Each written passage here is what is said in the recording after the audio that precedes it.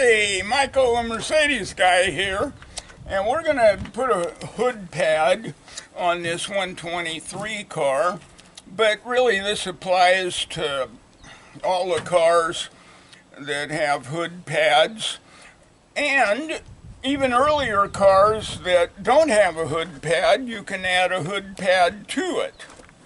Now, on the earlier cars, where the pad may not be available, what you can do is go to a carpet shop, a house carpet shop, and ask for a piece of carpet pad. Now, the common carpet pad is a multicolor pieces of foam. You don't want that.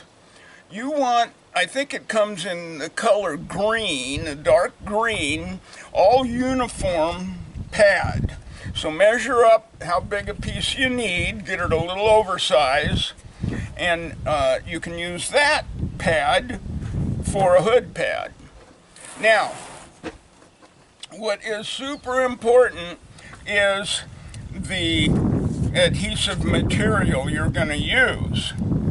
Regular contact cement does not work. Why?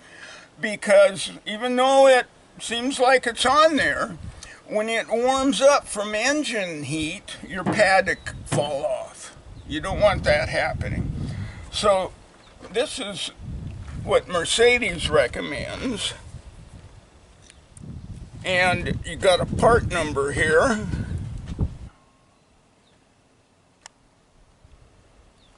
Okay, so to start off, we're going to remove all the loose material.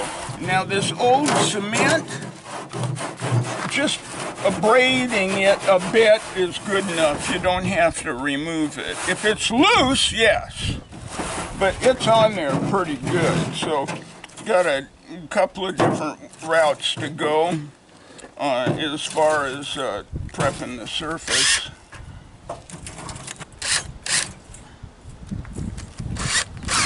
Okay. Now you want to have protective lenses for this. This is dangerous stuff. One of these can fly out of there, and it actually happened to one of my workers once, and it was so hot it actually melted and embedded itself into the protective lens.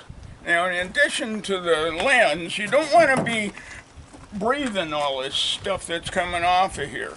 Fortunately, I've got a nice wind coming, so if I didn't have that, I would set up a box fan to blow this stuff out of the way. And if you're working inside, then you'll want to use a painter's breathing mask, not one of those cheap paper ones, because you don't want to inhale this stuff. It can't be good for you. Okay, so I've cleaned this up considerably. Now, one thing that's important, you don't want to bear down with a wire wheel in one spot for any length of time, because you can get that hot and it'll blister your paint. Now, I've uncovered some rust here, so we're going to treat that with some SEM product, Rust Mort, and you want to follow the directions. So we're going to have to put it on, let it set a bit, rinse it off, let it dry overnight, then we can continue. Okay, so we've done the rust treatment and painted it. You want to paint to seal that, and you want to use a color coat paint. Primer is porous. So anyway, you want to test fit your pad just to see where it goes and where you need to put the adhesive, just so you know what you're doing. And I did do this previously, so I knew exactly where I needed to use a wire wheel on it, but I'm doing it again just to make sure. So this fits beautifully.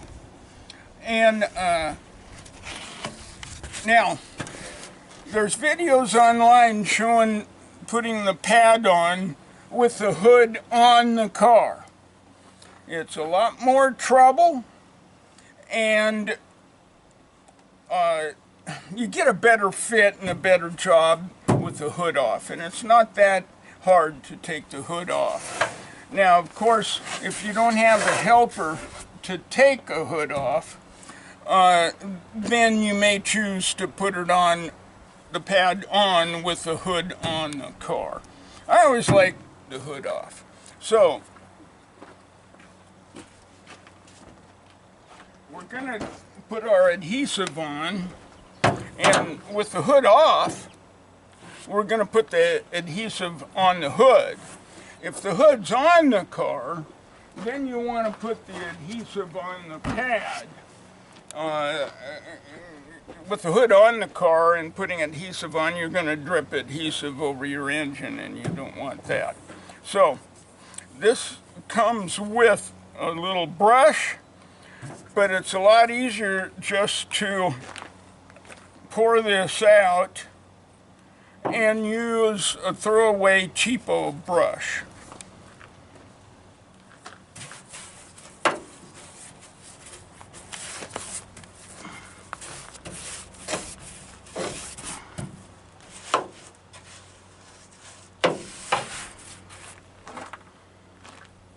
Okay, now this is where it helps to have a helper, because this stuff sets up so fast that you're not going to be able to coat the whole hood and then put the pad on.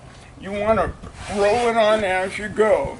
So I have coated this section, and now while some folks say use a roller or whatever, hey, there's nothing like your fingers. You really mash this down.